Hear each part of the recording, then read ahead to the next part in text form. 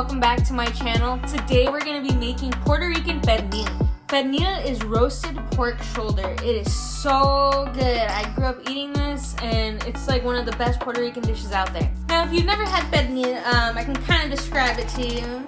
So the marinade consists of crushed garlic, adobo seasoning, a little bit of oregano, some type of oil, and salt.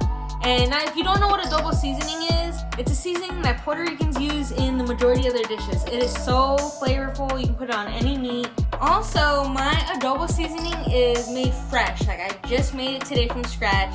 Normally I buy the store-bought brand, so if you get the store-bought brand like Goya Adobo seasoning, then you do not need salt for this recipe. But if you make it from scratch, you will need salt. And I will place the recipe down below and the ingredients, like how much to put if you use store-bought and how much to put if you use homemade. Okay?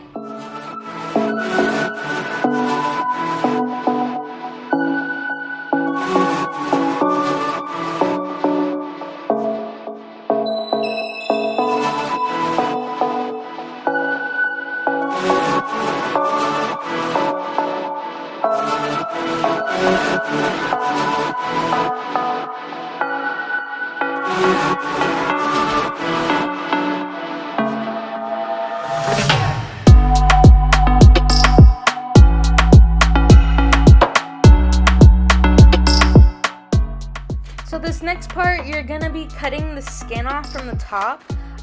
If you have thick skin on top of your pork shoulder, you're not gonna cut it completely off of the pork shoulder.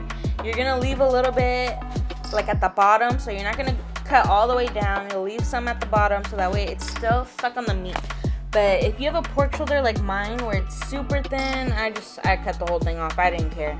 Either way, it's gonna taste good. But anyways, the reason why we cut the skin is so that way when it's cooking, it gets really crispy.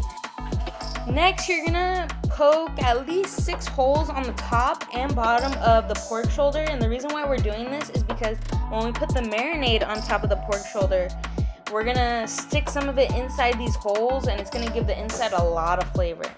So make sure you do this step.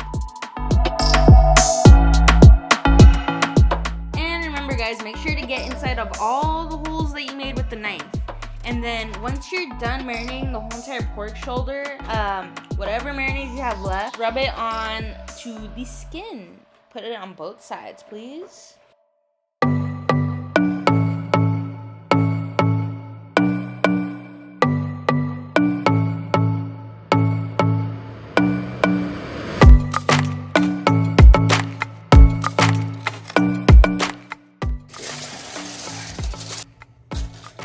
Look at all that steam. Alright. Ooh, ow. Okay, so this is what it looks like so far. Now, we're going to put it back in the oven for 1 hour on 450. Just so that way the skin up here can get really crispy. So we're going to do that right now. If your water has evaporated, add more water. But as you can see, I have plenty of water, so I don't need to do that. But let's put it back in.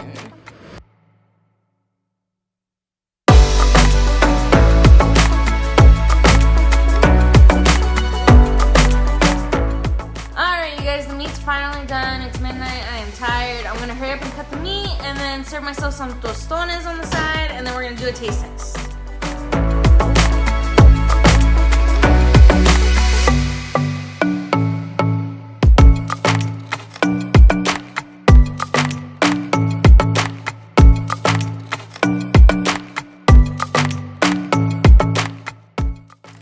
Alright, let's try the pernil.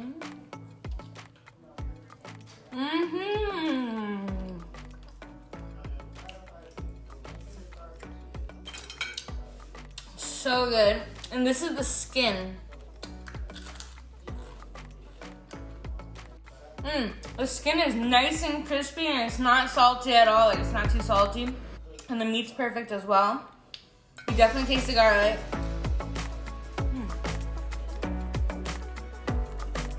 Pretty good with homemade adobo.